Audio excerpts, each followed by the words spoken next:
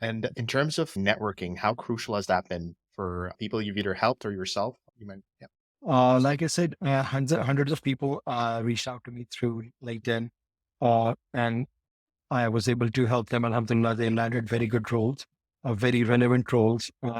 So networking is very important. That's why I would say this again: networking and referrals are two different things. Networking is you're talking to somebody who has been through what you're going to go through. yeah, So you just want to understand how to navigate that journey. So you reach out to them professionally, send them a very brief, concise, to the point message that this is what I'm looking for. I would love to connect with you. And I'm sure a lot of people would help you. So that networking is very important to understand not just the job hunt journey, but also, like you said, which agencies, which recruiters, which companies, what is the job recruitment or what is the job market cycle, which periods are the peak periods, which period are the low yeah. periods.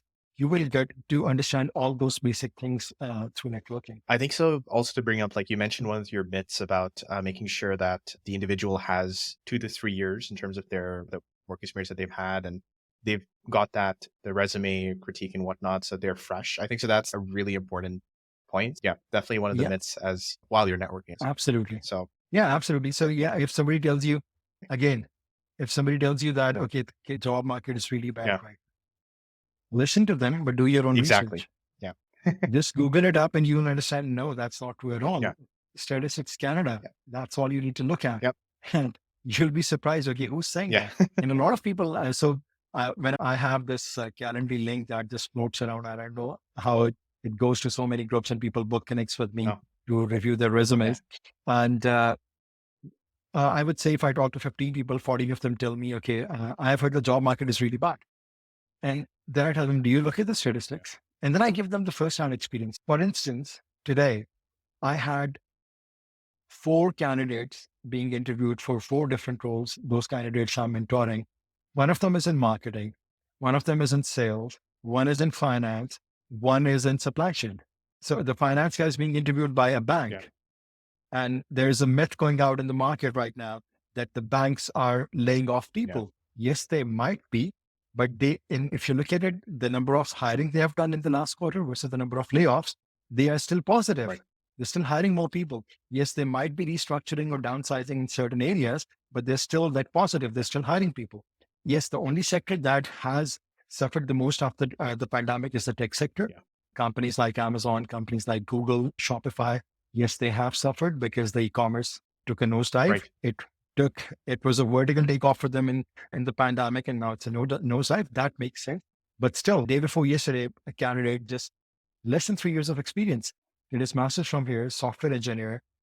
He was getting interviews before, but not as many. And now he has interviewed with companies like McKinsey, he has interviewed with companies like Google, yeah, and he's landed an offer awesome. and a very good offer.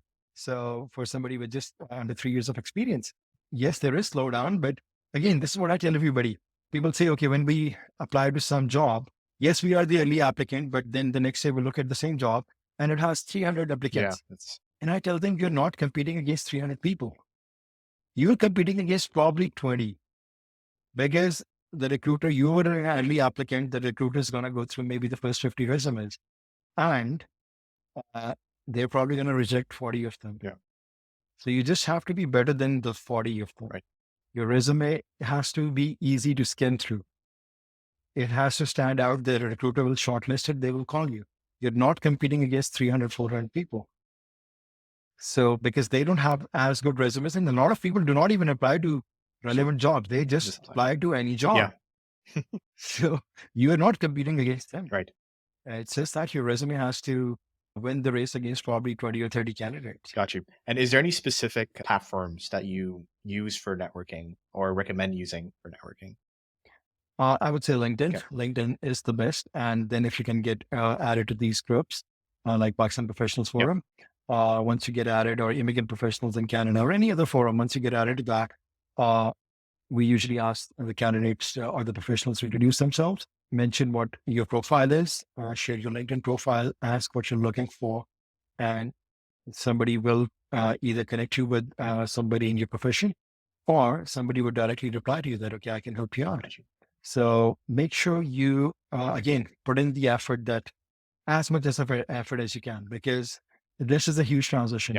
you can make it very smooth. You can make it sound like a breeze because the effort you put in will pay you long after you have landed.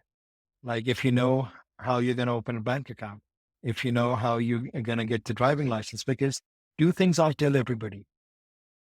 If people who have been to Europe or who have been to even North America as tourists, coming as a tourist is something else.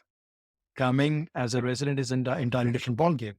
And let's say in Europe, due to the size of the country or to the size of the cities, the public transport system is extremely reliable.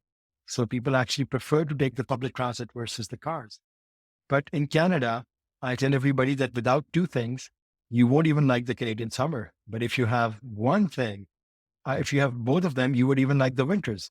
And those two things are a car and a good job. Yeah. If you don't have a Yeah. car, even going to get milk is a huge Yeah. task.